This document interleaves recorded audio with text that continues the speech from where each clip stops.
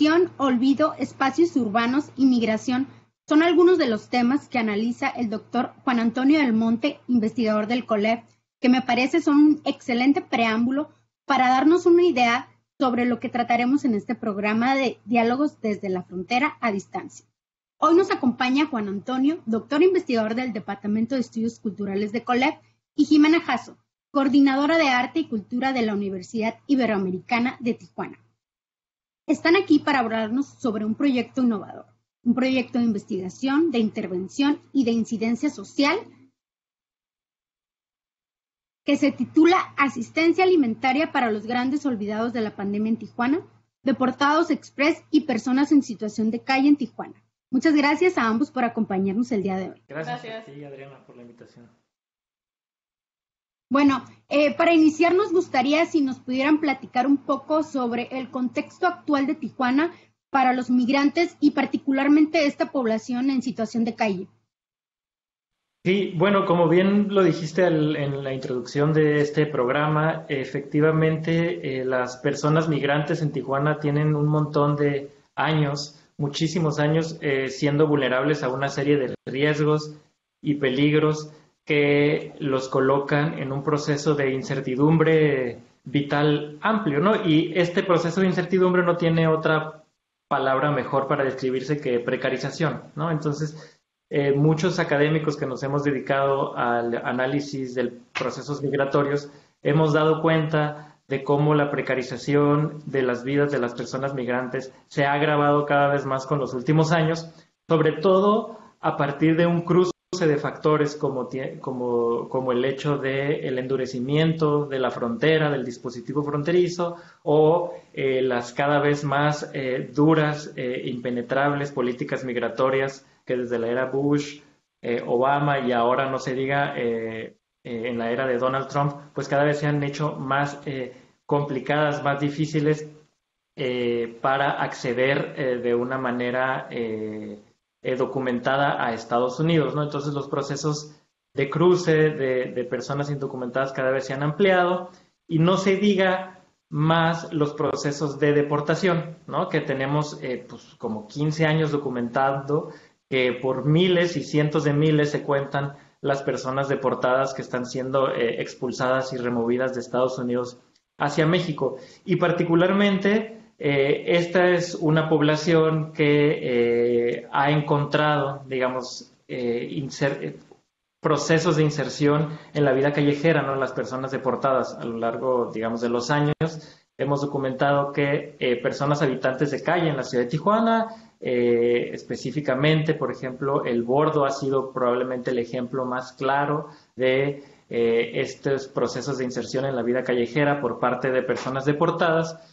Pero digamos que hemos detectado también que no solo es El Bordo, sino son otros espacios en la ciudad de Tijuana como el Arroyo del Alamar, el Cañón del Matadero y otra infinidad de espacios donde hay personas deportadas que ahora habitan las calles. Es importante también mencionar que hay una conjunción de factores para que las personas que son deportadas se vayan a vivir a la calle, porque no todos los deportados, ¿no? Entonces, la pregunta inicial que yo hice hace ya algunos años fue ¿por qué unas personas que son deportadas se van a vivir a las calles y por qué otras no? Y bueno, ahí lo que encontraba es que una conjunción de factores como haber estado involucrados en actividades ilícitas, como haber iniciado un proceso de consumo de estupefacientes y sobre todo haber una ruptura de vínculos familiares y vínculos de amistad, ¿no? En donde, bueno, cuando son deportados ya llegan solos, ¿no? Solos y con procesos de precarización y de depresión muy, muy agudos que los hacen y no solo insertarse, sino permanecer en las dinámicas de la vida callejera, ¿no? Entonces, digamos, este es el contexto y los antecedentes de donde proviene esta reflexión que ahora nos convoca, porque nos preguntábamos entonces, bueno, ¿qué está pasando con estas personas? ¿Qué está sucediendo en un momento tan complicado como la pandemia? ¿No? La pandemia tuvo dos probablemente medidas para... se propusieron dos medidas para contener la expansión de la pandemia. Uno es quédate en casa y el otro es mantén tu distancia física de manera sana, higiénica.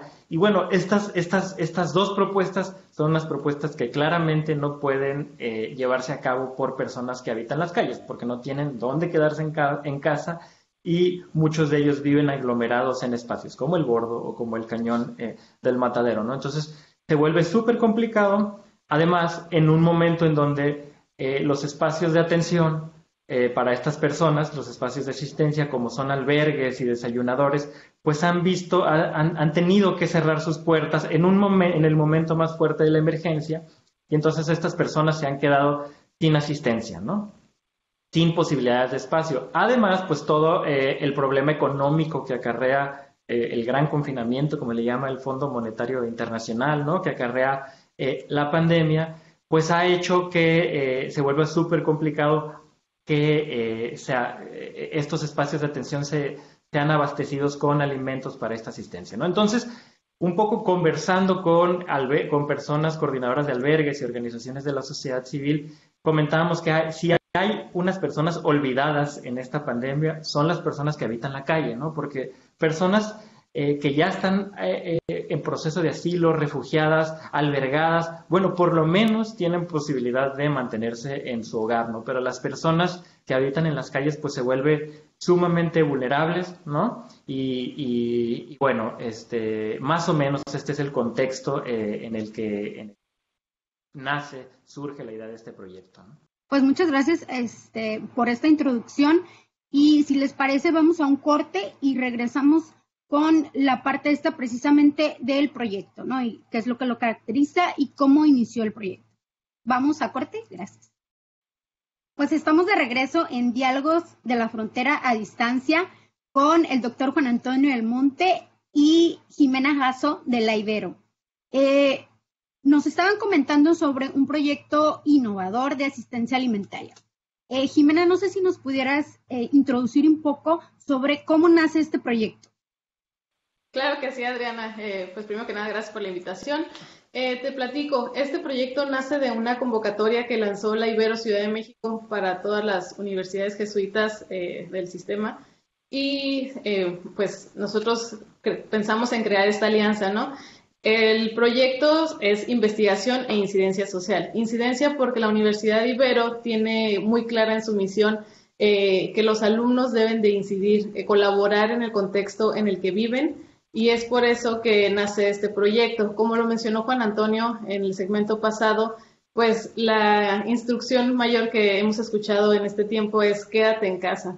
Entonces, al hacer trabajo de campo y pues por obvias razones el ver que estas personas no tienen un hogar, es una situación bastante alarmante, ¿no?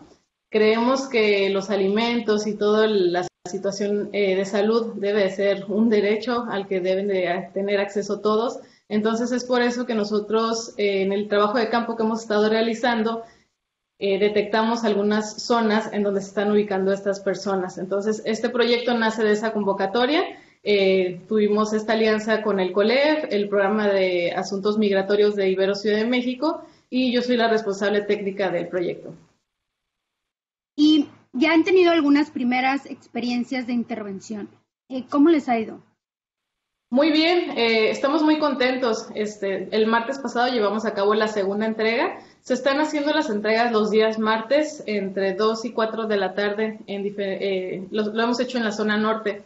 La respuesta, pues, te imaginas, ¿no? Son cientos de personas que acuden por sus alimentos. Una de las intenciones es hacerles pasar un momento agradable. Nosotros colocamos lavamanos portátiles en los cuales pues está el suministro de agua y el sistema para que se puedan lavar las manos, el rostro, para que ellos mismos pues se sientan limpios y frescos, sobre todo porque ahorita estamos en época de calor y ese es como un foco rojo, ¿no? Entonces, primero ellos van, pueden lavarse sus manos y su rostro, se les coloca un poco de gel y ya luego pasan por los alimentos. Los alimentos son alimentos preparados, entonces, a una hora antes de hacer la entrega. Eso significa que se le dan los alimentos calientitos. Es por eso que el nombre corto le pusimos comida calientita, porque la intención es entregarle un guisado con sus guarniciones, tortillas y agua fresca.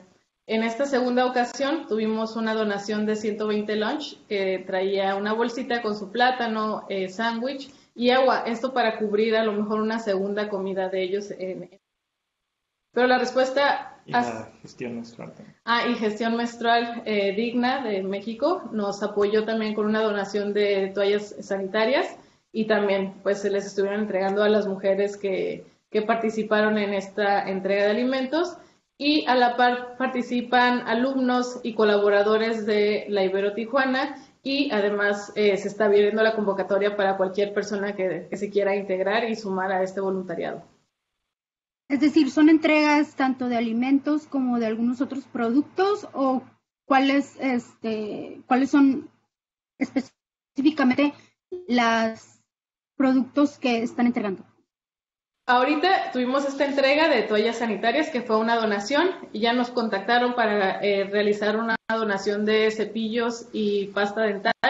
Entonces sí, ha tenido impacto en el sentido de que la gente nos está buscando para ver de qué forma ellos se pueden sumar, a lo mejor no asistiendo, pero por ejemplo dando estas donaciones, ¿no? Entonces nosotros nos encargamos de recibirla y armar paquetes para que durante la entrega identificar, por ejemplo, a las mujeres les entregamos una toalla sanitaria y ya en el futuro vamos a estar haciendo entrega de algunas otras, pero esto es como aparte. Bueno, nosotros nos centramos totalmente en los alimentos, pero te comento que pues hemos tenido recepción de donación. Y por ejemplo, ¿cuáles son los principales retos que se han enfrentado en estas primeras 2 intervenciones? Pues mira, te platico que sorprendentemente todo ha fluido bastante bien. Creo que al principio pues era el nervio de saber cómo iba a ser la logística, ¿no? De colocar lavamanos en la calle, del agua, porque luego fue la situación de que el tandeo en diferentes zonas y el día que íbamos a entregar alimentos tocó tandeo en zona centro, entonces el suministro de agua no podíamos, tuvimos que ir a playas y cargar, o sea, son como diferentes cosas, pero de logística que se han presentado, pero hemos pues sabido solucionar.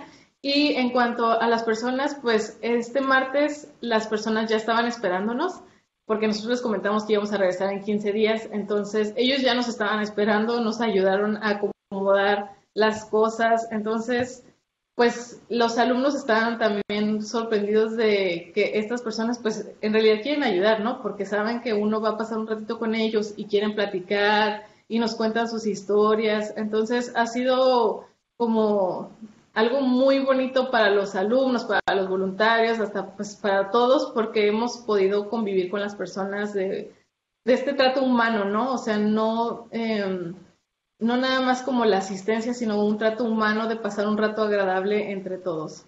Sí, quizá yo agregaría ahí un poco con lo que inició Jimena, ¿no? Como que creemos que el alimento es un derecho que todos, al que todos debemos tener acceso, y tenemos un debate al interior del propio proyecto y con las y los colaboradores sobre no hacer de este proyecto un proyecto vertical en donde uno nomás va, asiste, se toma la selfie, la foto y se sale de ahí, ¿no? Sino más bien un proyecto, intentar que sea un proyecto mucho más horizontal en donde las personas que colaboran se coloquen de este lado mucho más humano, que también pues es parte de la realidad de la ciudad en la que estamos parados, en la que sobrevivimos, en la que vivimos cotidianamente. Y ya se están generando cuestiones, o sea, los alumnos ya están cuestionándose qué pueden hacer ellos desde su profesión para, pues, programas, qué pueden hacer ellos desde su educación académica para ayudar también a estas situaciones que vivimos en la frontera. Agregar también que a los estudiantes también se incorporaron estudiantes del COLEF también, ¿no? Del doctorado de estudios de migración y del doctorado de estudios culturales. Digamos, en ese sentido es un proyecto que trata de hacer colaboración interinstitucional, ¿no? Me parece muy interesante esta parte de la fusión entre la investigación cualitativa y la incidencia social. Si les parece, regresamos después del corte para platicar a profundidad sobre este tema. Bueno, estamos de regreso en el programa Diálogos desde la Frontera a Distancia. Y estamos aquí con el doctor Juan Antonio del Monte y Jimena Jasso, hablando sobre el proyecto de asistencia alimentaria para los grandes olvidados de la pandemia en Tijuana, deportados express y personas en situación de calle en Tijuana. Estábamos hablando justo antes del corte de toda esta parte de la incidencia social que ha tenido el proyecto. Sin embargo, creo que uno de los grandes retos que estaban ustedes comentando tiene que ver con la fusión tanto de la parte académica como la parte de la innovación social. ¿Cómo han logrado ustedes fomentar ese trabajo y unirlo? Sí, ese es un reto que emerge de la propia concepción del proyecto. Lo que intentábamos era no que este proyecto no sea solo un proyecto académico desvinculado completamente de los datos y de la información que se obtiene, de las personas de las que se obtiene información, ¿no? Entonces lo que queríamos era interrelacionar un proceso de incidencia, no necesariamente es una intervención, porque esa es otra discusión en la academia, pero un proceso de incidencia con un proceso de investigación. Entonces, de la mano con la entrega de alimentos y la entrega de otros insumos para las personas que habitan las calles de la ciudad, también llevamos un proceso de investigación, y es una investigación que está planteada en términos metodológicos mixtos, ¿no?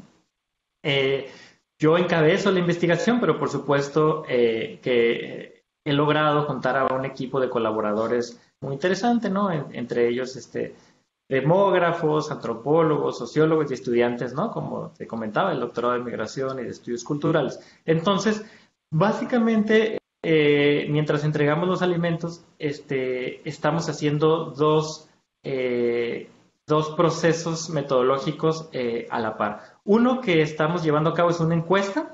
Estamos encuestando a las personas, y ahorita, si quieres, te resumo de qué se trata esa encuesta. Y el otro, estamos haciendo una técnica o llevando a cabo la técnica que se le llama la fotoelicitación, ¿no? Entonces, una encuesta que estamos realizando para los beneficiarios de este proyecto, evidentemente no es una encuesta significativa, es una encuesta que simplemente va a ser descriptiva de quiénes son los beneficiarios de este proyecto.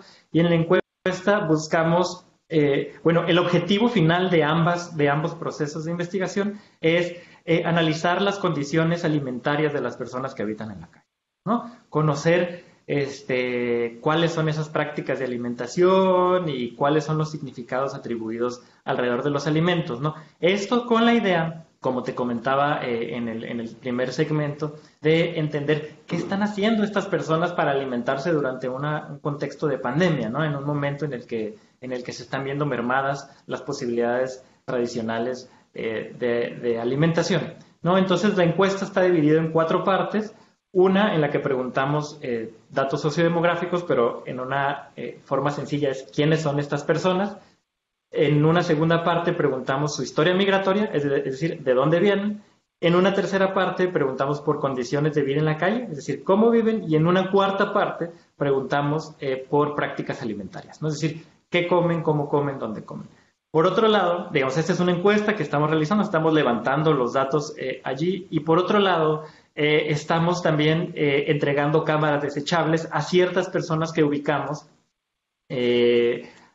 para que les pedimos y les solicitamos que, pues, después de platicar con ellas y de introducirles de qué se trata el proyecto, que tomen fotografías sobre los lugares donde consiguen comida, sobre la comida que comen y sobre dónde la cocinan, cómo la consiguen, cómo la comen y qué es lo que comen, ¿no? Esto con la idea de también posteriormente entrevistarlos y conocer desde su propio punto de vista y desde su literalmente punto de vista, ¿no? Las fotografías van a ser de ellos, sus prácticas alimentarias. Esto va de la mano con procesos metodológicamente creativos, ya que no podemos hacer una etnografía completamente participante por el contexto de la pandemia, ¿no? Es decir, tuvimos que ser metodológicamente creativos para poder hacer una investigación colaborativa en este sentido, en donde ellos sean colaboradores también de esta investigación. Y en este planteamiento de funcionar tanto la parte de la acción como la investigación cualitativa, hay cabida, digamos, para todos aquellos que nos están escuchando, para que puedan unirse al proyecto, o cómo funciona eso? Sí, la invitación está abierta para la comunidad en general que se quiera integrar al proyecto. Me podrían escribir al correo jimena.jasso@tijuana.ibero.mx y yo ahí le daré los pormenores, las fechas y las citas en donde estamos haciendo la entrega de alimentos. Pero sí me gustaría invitarlos a que se unan. En realidad es un momento muy agradable el que compartimos con las personas y pues sí, la invitación está abierta para público general.